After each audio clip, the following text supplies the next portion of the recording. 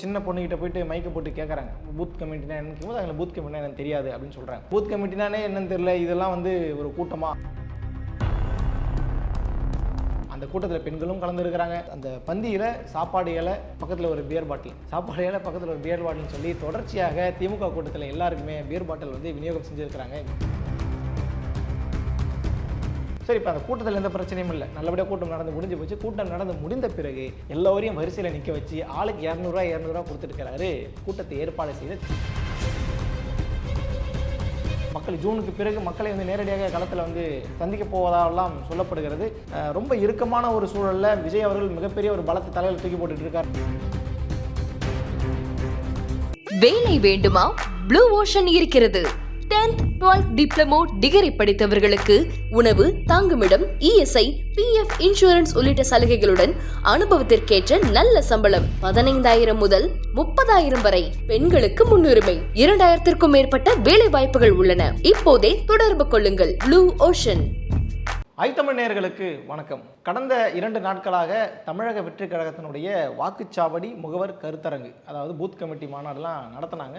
அதில் மிகப்பெரிய அளவில் விஜய் ஏதாவது பேசுவார் அப்படிங்கிற மாதிரி எதிர்பார்த்தாங்க. முதல் நாளில் ஒரு 4-5 நிமிஷமும், ரெண்டாவது நாளில் ஒரு 8-9 நிமிஷம் தான் அவர் பேசினார். பேசும்பொழுது அறிஞர் அண்ணா உடைய சில வார்த்தைகளை குறிப்பிட்டார். மக்களிடம் செல், மக்களிடம் இருந்து கற்றுக்கொள், மக்களுடன் வாழ், மக்களுடன் சேர்ந்து திட்டமிடு, மக்களை நேசி, மக்களுக்காக சேவை செய் அப்படிங்கிற வார்த்தையை மென்ஷன் பண்ணி அவர் பேசினார். மிகப்பெரிய அளவில் அந்த வீடியோலாம் கட் பண்ணி சோஷியல் மீடியாவில் போட்டுட்ருக்காங்க. இந்த கருத்தரங்கில் அரசியல் ரீதியான கருத்து ஏதாவது இருந்துச்சுட்டா அப்படின்னு பார்த்தா பெரிய அளவில் எதுவும் இல்லை. அங்கே பூத் கமிட்டினா என்ன, பூத் கமிட்டியினுடைய தேவை என்ன, எப்படி செயல்படணும், திட்டங்கள் என்னங்கிறத பற்றி தான் ஆதவ் அர்ஜுனா உட்பட, விஜய் உட்பட, பொதுச் செயலாளர் புஷியானந்த் உட்பட எல்லாருமே பேசியிருந்தாங்க. ஸோ இப்போ அதிலெல்லாம் அவ்வளோ மிகப்பெரிய சர்ச்சையெல்லாம் ஏற்படலை. ஆனால் அதை சுற்றி சில சர்ச்சைகள் நடந்திருக்கு இல்லையா, அதுதான் இந்த வீடியோவில் நம்ம பார்க்க போகிறோம். அதாவது விஜய் அவர்கள் கோவைக்கு வராரு அப்படிங்கிறதுனால இந்த பக்கம் துணை முதல்வர் உதயநிதி ஸ்டாலின் கோவைக்கு வந்தாரா, அல்லது இது இயல்பான நடவடிக்கை என்றே தெரியல. அட் அ டைம்ல 2 பேருமே ரோட் ஷோ நடத்திருக்கிறாங்க. உதயநிதி அவர்கள் ரோட் ஷோ நடத்தினாரு அப்படிங்கிறது இந்த நிகழ்ச்சிக்கு பின்னாடி தான் பலருக்கும் தெரிய வந்தது. அந்த அளவுக்கு விஜயனுடைய அந்த ரோட் ஷோ வந்து பெருவாரியான மக்களை வந்து கவர்ந்து கொண்டது. எல்லா மீடியாக்களிலும் அதுதான் ஒளிபரப்பாகி கொண்டு இருந்தது. இதற்கு இணையாக இந்த ரோட் ஷோவில் நடந்த விஷயங்கள், அதுக்கு பிறகு பல கூட்டங்களில் ஒரு வண்டி மேலே ஏறி நின்றாங்க பார்த்தீங்களா, அது மரத்திலிருந்து அணில் கொண்டு குதிச்சிருச்சுன்ற மாதிரி கிண்டல் கேலியெல்லாம் பண்ணக்கூடிய விமர்சனம் ஒரு பக்கம் இருந்தது.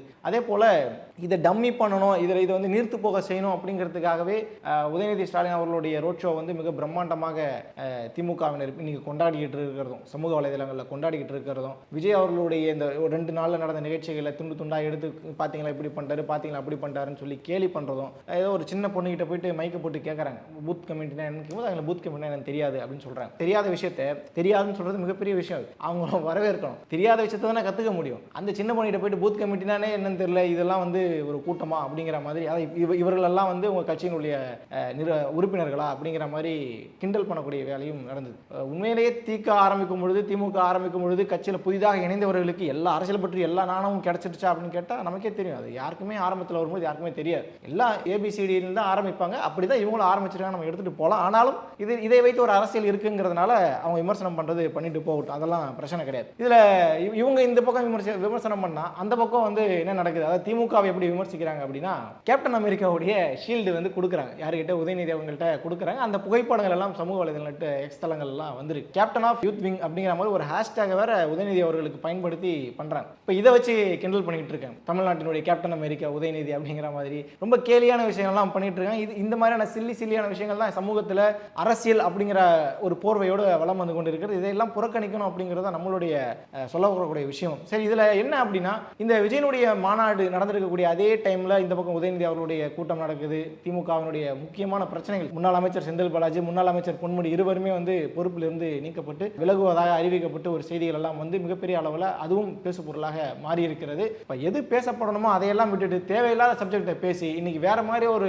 அரசியலை வந்து கட்டமைச்சிட்டு இருக்காங்கன்ற குற்றச்சாட்டும் வைக்கப்படுகிறது. சரி, இப்போ இந்த Kovai road show Udhayanidhi, Kovai road show Vijay அப்படின்னு ரெண்டாக தான் நம்ம பிரிக்கணும். இந்த கோவை ரோட் ஷோ உதயநிதியினுடைய நிகழ்வில் அரசினுடைய பேருந்துகளை கூப்பிட்டு வந்து பார்த்தீங்களா ரோட்டில் நிப்பாட்டி வச்சிருக்காங்கன்னு சொல்லி ஒரு வீடியோ வலம் வந்து கொண்டு இருக்கிறது. அதாவது கவர்மெண்ட் பஸ் எல்லாம் எம்டிசி பஸ் எல்லாம் எடுத்துகிட்டு போயிட்டு அவங்க வந்து ஆளை திரட்டிட்டு கொண்டு போய் ரோட் ஷோவில் வந்து கலந்து வைக்கிறாங்கன்ற மாதிரி ஒரு விமர்சனம்லாம் வந்தது. இயல்பாகவே இந்த மாதிரி நீங்கள் ஒரு பெரிய கூட்டத்துக்கு நீங்கள் ஏற்பாடு செய்கிறீங்க அப்படின்னா அரசினுடைய பேருந்துகளே அரசினுடைய சம்மந்தப்பட்ட விஷயங்களை நீங்கள் வாடகைக்கு எடுக்கலாம், அதில் எந்த சிக்கலும் இல்லைன்ற மாதிரியான செய்திகளும் சொல்கிறாங்க. இது வெறும் பஸ்ஸுக்கு மட்டும் கிடையாது. நீங்கள் ஒரு ட்ரெயின் தேவைப்படுது, இப்போ திருச்சியில் ஒரு மாநாடு நடக்குது, சென்னையிலேருந்து திருச்சிக்கு போகணும் அப்படின்னா சென்னை டு திருச்சி என்ன ஸ்பேர் வருது அப்படிங்கிறதெல்லாம் பார்த்து அதுக்கேற்ற மாதிரி வாடகை எடுத்து போகக்கூடிய அளவுக்குலாம் இப்போவும் செயல்பாட்டில் இருக்குது. அது பலரும் தொடர்ச்சியாக செஞ்சுட்டு தான் இருக்கிறாங்க. இது புரிதல் இல்லாமல் சிலர் வந்து சமூக வலைதளங்களில் போட்டு அதை வந்து திமுக எதிராக திருப்புற மாதிரியான விஷயங்களும் நடந்துகிட்டு இருக்கு. இது பேசிக்கான விஷயம். வாடகை கொடுத்தா யாராலும் கொடுப்பாங்க, அவ்வளோதான். ரெண்டாவது என்ன அப்படின்னா, திமுகவினுடைய ஒரு கூட்டம் நடக்குது. அதாவது என்ன கூட்டம் அப்படின்னா,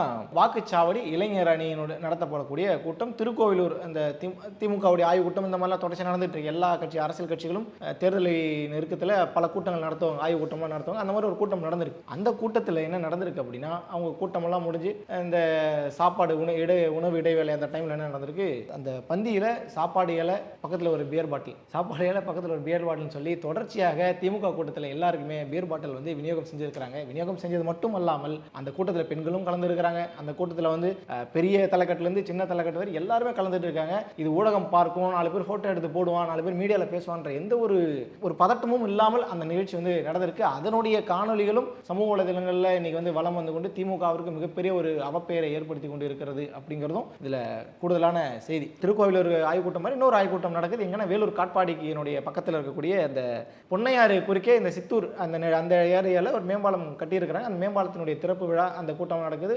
அந்த டைமில் அவங்க மழையும் கூட பெஞ்சிருந்தாலாம் செய்தி வந்தது. சரி, இப்போ அந்த கூட்டத்தில் எந்த பிரச்சனையும் இல்லை, நல்லபடியாக கூட்டம் நடந்து முடிஞ்சு போச்சு. கூட்டம் நடந்து முடிந்த பிறகு எல்லோரையும் வரிசையில் நிற்க வச்சு ஆளுக்கு 200 கொடுத்துருக்கிறாரு கூட்டத்தை ஏற்பாடு செய்த திமுகவினுடைய பிரமுகர்கள். இதை வைத்தும் திமுகவை தாவேக்காவினர் மட்டுமல்லாது பல அரசியல் தரப்பினரும் பல நெட்டிசன்களும் கடுமையாக போட்டு தாளிச்சுக்கிட்டு இருக்காங்க.